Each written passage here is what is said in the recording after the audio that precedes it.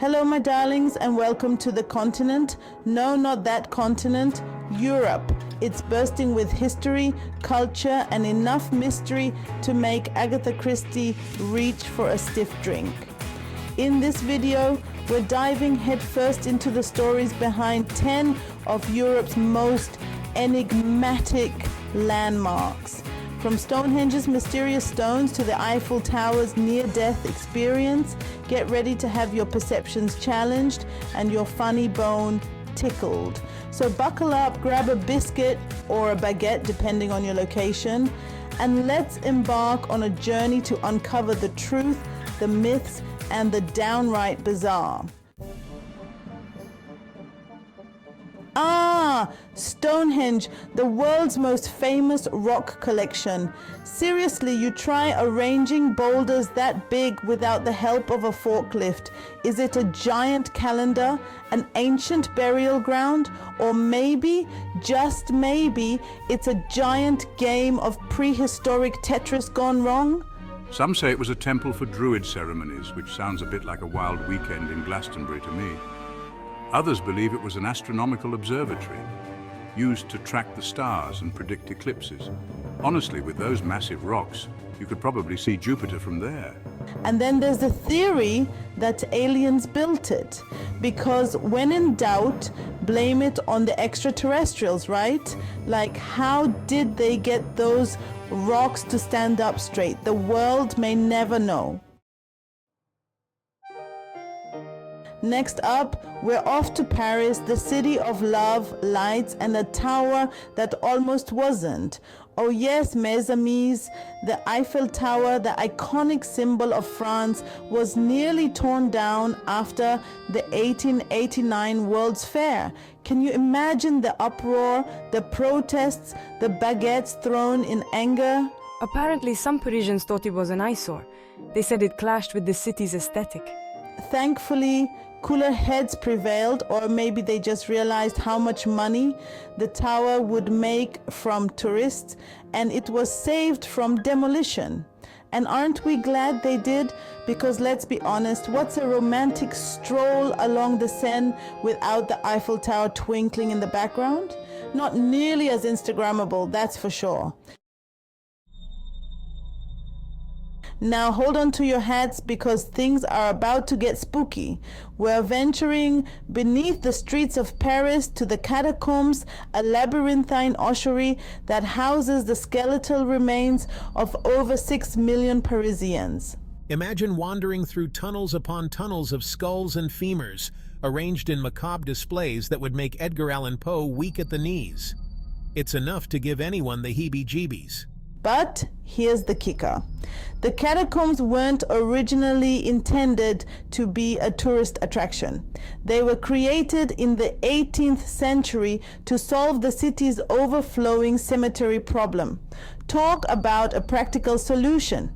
Today, the catacombs are one of Paris's most popular and creepiest attractions. Just try not to think about all those eyes staring back at you. Hold onto your togas, because we're off to Rome, baby. And what better place to start than the Colosseum, that magnificent amphitheater that's seen more action than a Schwarzenegger film festival? We're talking gladiatorial combat, wild animal hunts, and even mock naval battles. Yes, you read that right. They flooded the Colosseum for naval battles. Talk about commitment to entertainment. It's hard to imagine the roar of the crowd, the clash of swords, the smell of, well, let's just say it wasn't Chanel No. 5, but one thing's for sure. The Colosseum was the place to be in ancient Rome. Just make sure you brought your best toga and a strong stomach, because things could get messy. From the gritty reality of the Colosseum, we're whisked away to a fairy tale realm, Neuschwanstein Castle in Germany. This whimsical palace looks like it's straight out of a Disney movie, and with good reason. It was built by King Ludwig II, a man who loved his fairy tales, operas, and, well, let's just say he was a bit of an eccentric. Perched high on a hilltop, Neuschwanstein is a masterpiece of Romanesque revival architecture with soaring towers, ornate balconies, and enough turrets to satisfy even the most demanding princess. Inside, it's even more opulent with lavishly decorated rooms inspired by Wagnerian operas. Think swan motifs, gold leaf, and enough velvet to upholster a small country. It's no wonder Walt Disney himself was inspired by Neuschwanstein when designing Sleeping Beauty's castle. Next stop, Athens, home of democracy, philosophy, and ancient rubble. The Acropolis crowned with the Parthenon, a testament to ancient Greece's glory. Imagine strolling through the ruins, the sun beating down, whispers of ancient secrets on the wind. Hold on to your garlic because things are about to get a little batty as we head to Transylvania, the land of vampires and suspiciously good-looking counts with a penchant for capes. Bran Castle, perched dramatically on a cliff top, is said to be the inspiration for Bram Stoker's Dracula. While there's no evidence that Vlad the Impaler ever lived here, it's a magnet for vampire enthusiasts. Expect a fascinating history, stunning views, and maybe a chill down your spine.